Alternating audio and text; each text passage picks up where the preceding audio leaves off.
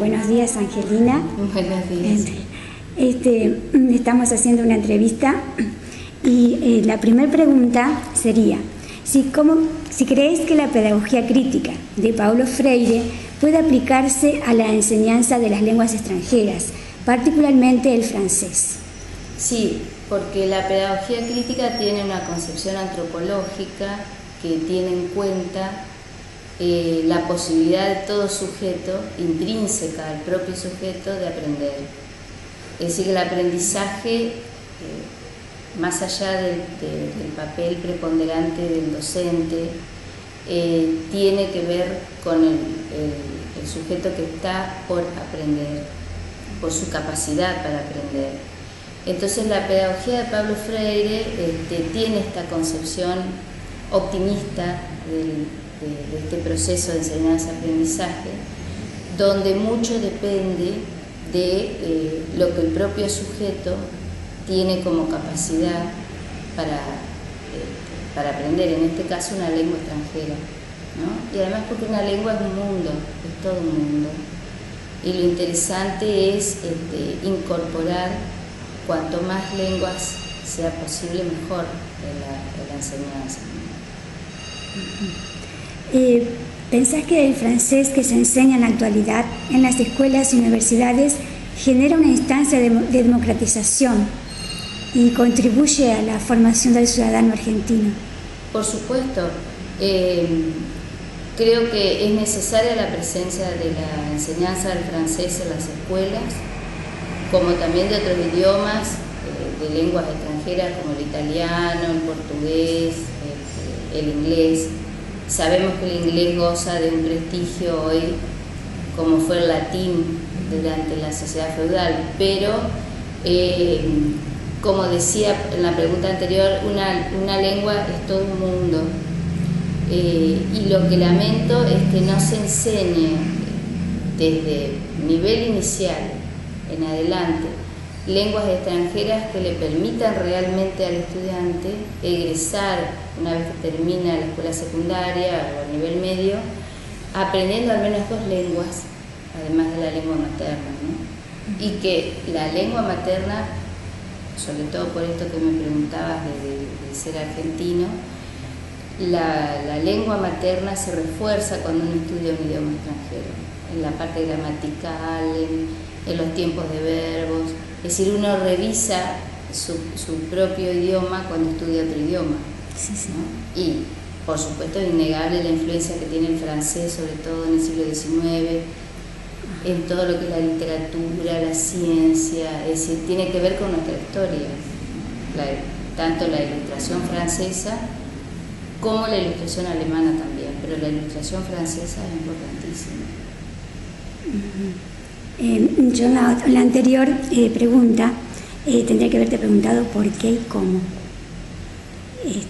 Claro, porque ya la palabra crítica hace alusión a esta posibilidad de separar lo importante de lo accesorio. Entonces, un sujeto crítico es alguien capaz de examinarse a sí mismo, de examinar sus saberes y de someter a examen todo aquello que se considera verdadero. Entonces la propia idea de crítica colabora para que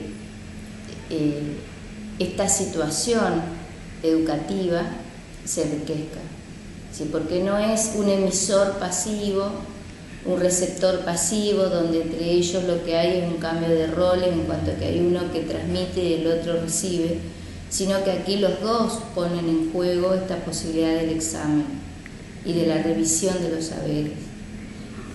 Entonces es fundamental eso, en el aprendizaje de todo, de la ciencia, del arte, del lenguaje. Bueno, ¿vos usás el paradigma de la complejidad en tu trabajo profesional? Sí, porque considero que el paradigma de la complejidad trae un nuevo enfoque que es el de la transversalidad.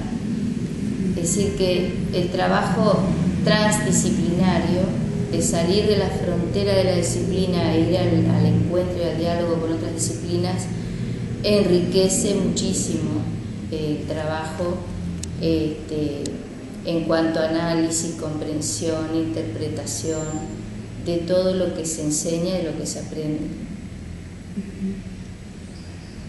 Bueno, ¿podrías dar un ejemplo? Bueno, yo trabajo en el campo de la filosofía. La filosofía en particular permite este trabajo de transdisciplina, más que ninguna otra, porque en sí misma la filosofía es transdisciplinaria. Eso no quita que muchos colegas trabajen al interior de la disciplina de una forma cerrada, ¿no?